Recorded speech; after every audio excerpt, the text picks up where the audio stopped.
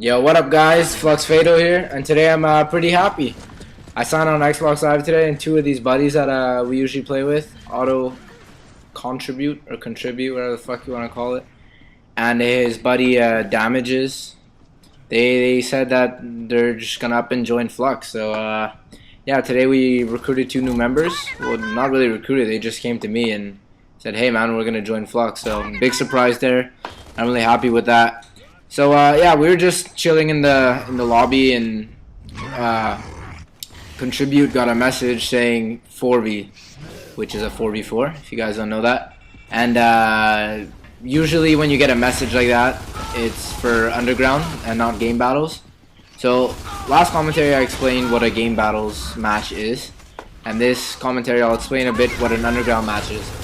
So an underground match is kind of like a game battles match, except for the fact that there is no leaderboard for it. It's kind of like word on the street.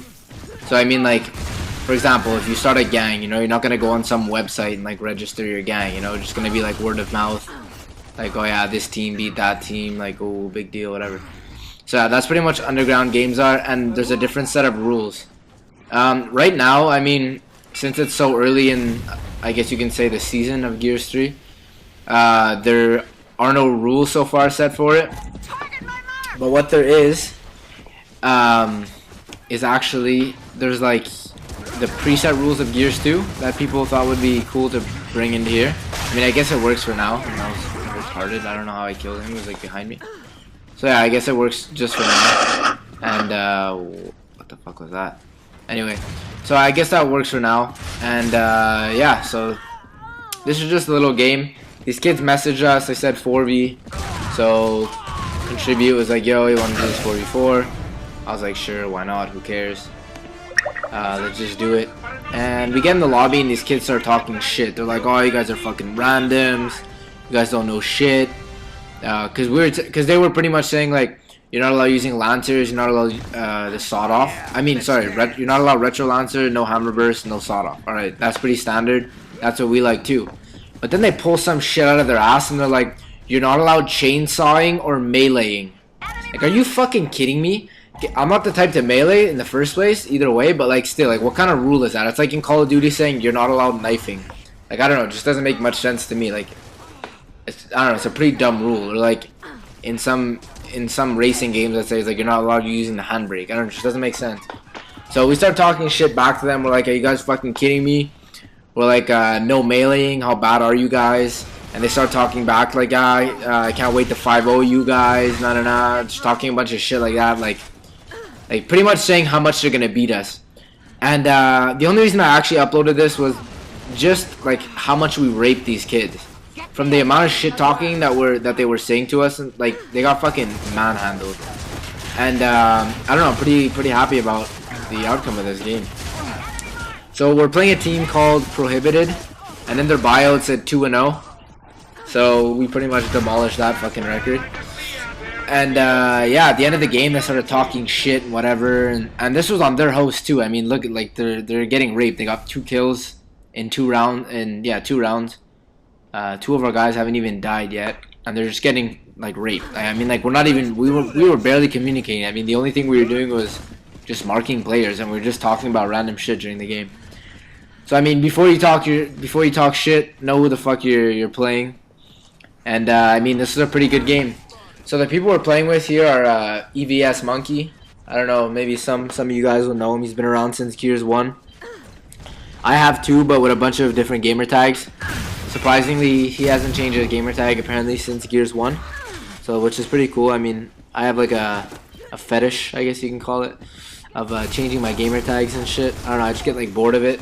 I need something new sometimes. But right now I'm pretty set with Flux, so I'm gonna keep this for a pretty long time. Yeah, so you guys might know him. Our other guys are auto contribute and what do you call it? Damages. So yeah, so I mean, oh wow, I'm fucking retarded. His name's Destroy. Sorry, cause he was telling me how he's gonna change his name to Flux Damage, and I guess that just stuck. So whatever. Anyway, yeah. So Damage or Destroys. I'll just call him Damage for now, since he's gonna change his name on Friday. Yeah, we picked up these two players, and they have capture cards as well. I mean, they're not HD PBRs, but they do the trick. It's always something to bring out more content. We're also looking at doing something very cool, I find, actually, in competitive games, where we're going to do something like, let's say here in the competitive match, you saw last round how I died, right? Like the guy was camping like a little bitch around the corner. I ran around the corner, he came out, fucking blew me to bits, whatever. So let's say in a competitive match that happens and I die. Alright, whatever. Since all our team members have capture cards, so me, Zesty, Damage, and Contribute. Since we all have capture cards, let's say I die, we're gonna go to the next person's like perspective. So like let's say I die, we'll go to Zesty's perspective, and he's gonna be the one with the most action.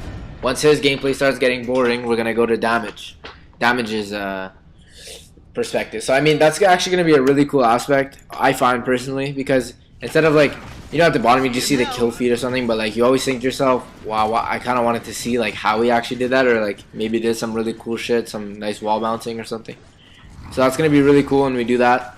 Hopefully it'll bring a lot of more viewers and more subs, because I've seen that done, but only on like MLG big teams, like big tournaments and stuff for MLG. Oh, and coming up, I just fucking completely raped their whole team. Watch this shit. I'll let you guys watch this. I'll shut up for a second.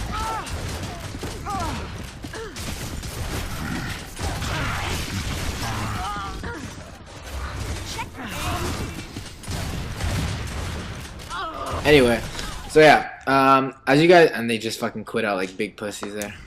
Alright, so into our second match. As you guys saw with the last clip, I don't like wall bouncing that much. I'll do it when it's necessary, when like there's a lot of people on me, because it makes them able to miss. But when it's just a one-on-one, wall bouncing is actually very bad, because you're losing time on getting shots off, and in a 1v1, whoever goes down first pretty much wins the 1v1. So I really don't see a point to wall bouncing in that case. So in a 1v1, I just kind of strafe to the left and right and try to be unpredictable with my strafes. So like, you know, some people just move left to right. I'll like move left, right, then a lot left, and a little right, then a lot more left, like shit like that. So yeah, so that's kind of how I play. But yeah, this was our second game against them. Last time I posted a game battles match, someone commented, I think it was Naid. He commented and said that he wanted to see both games. So what I didn't know was my limit to how long I could make a video. I thought it was 10 minutes, so that's why I kind of restricted myself. Then I looked it up just today, and I found out that it was actually 15 minutes. So it got me really excited, so I can put out longer stuff. And so yeah, I cut out a little bit of each game, like not like gameplay, but like, you know, like loading screens and shit like that. So I just cut that out of each game, and I fit it into the 15-minute mark.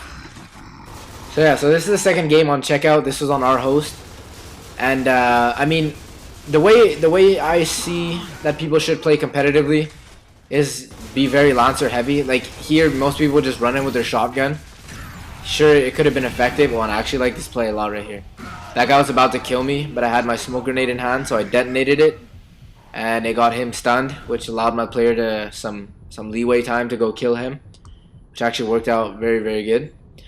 And yeah, so the way I see how people should play competitively is be very Lancer heavy, because, well, I mean, you could be any assault rifle heavy, but mostly in competitive matches, the Lancer will be of choice. Simply because, I don't know why he paused the game, but whatever. Will simply be of choice because many people do not enjoy or accept when people use the Retro Lancer or the Hammer Burst, simply because they're a bit overpowered. Even though the Lancer has a very long clip, if you have ever used the Retro Lancer, it's like fucking Jesus in a weapon. I swear to God. You'll shoot maybe what, like a third of a clip, and the guy will go down, and you'll even have enough. In that third of a clip, you'll even be able to kill him once he's down. Like, it's actually completely ridiculous. And the Hammer Burst too. Once you active that thing, I mean, 4 or 5 shots to you, you're dead. That's it. End of story. So I mean, Lancer's of choice. And Lancer's actually very good. I mean, it's very accurate. it puts out great amount of damage, and it doesn't take long to reload. The active bar. Oh fucking shit! Yeah, something stuck in my throat. The active bar is a lot bigger than the hammer burst and the. Well, actually not the hammer burst, but the retro lancer. But the hammer burst one is a lot longer. Like, it'll take you a lot longer to reload it, which isn't very good in competitive play because you want to be quick, you want to do everything as fast as you can and execute your movements as much as you can. So I mean, be very lancer heavy. The lancer is a great way. Once you down someone, it creates panic on the other team. Like, if my teammate goes down, I obviously don't want him to die because then we're one man down, and that just puts us at a negative advantage. At a disadvantage. Well, I'm smart, right? At a disadvantage. And I mean, 3v4 isn't always a good situation. I don't think many people would actually want to be in this situation unless you're a fucking monster. But yeah, so it puts people at panic. Like right here, I got down. I started like not screaming, but I mean telling my teammates like, pick me up, pick me up, pick me up. So obviously there's someone screaming in their ear to pick them up. And I mean, that's just how the game's played. You always want to be that man up, and you never want to be the team with the odd man, because they have more cover fire on you. They have more gun power on you. They have more map control than you. So I mean, it's an all-around good thing just to have more players than the other team. So that's why Lancer, shoot as much as you can, abuse it. I don't give a fuck if someone's gonna complain about it. Like, for example, at the end of this game, the other team was saying how like, oh, you guys abuse Lancer. I was like, we abuse Lancer, yeah, because that's what fucking wins games. Like, you're not gonna win a game running around with your shotgun in a competitive match. If someone's running at me with their shotgun, I'm not even gonna move. I'm just gonna stand there and just fucking hold down my left and right trigger right on their head. And with the stopping power in this game, they're just gonna stop dead in their tracks, drop to the floor, and I'm gonna fucking teabag the shit out of them. So I mean, in all honesty, the Lancer is. I probably use the Lancer more than I use my Nasher. Like, I'll down someone.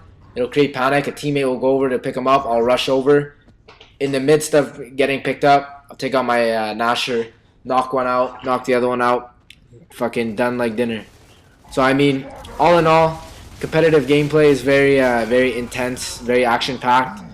I'm going to try to get the voices. I'm going to do one match, actually, of just our callouts and everyone talking. Like, everyone saying, okay, oh, there's a guy here. Spot this guy, spot that guy, spot weak. Stuff like that. And what I mean by spotting is when you mark them with the little blue arrow. Yeah, so you guys can hear like how we communicate while we're playing our games. And it's actually very fun because when you play ranked matches, it's not always the greatest. I mean, you always get those idiot kids, and there's like no competition level. Like, this game I didn't have much fun because we 5-0'd the kids both games.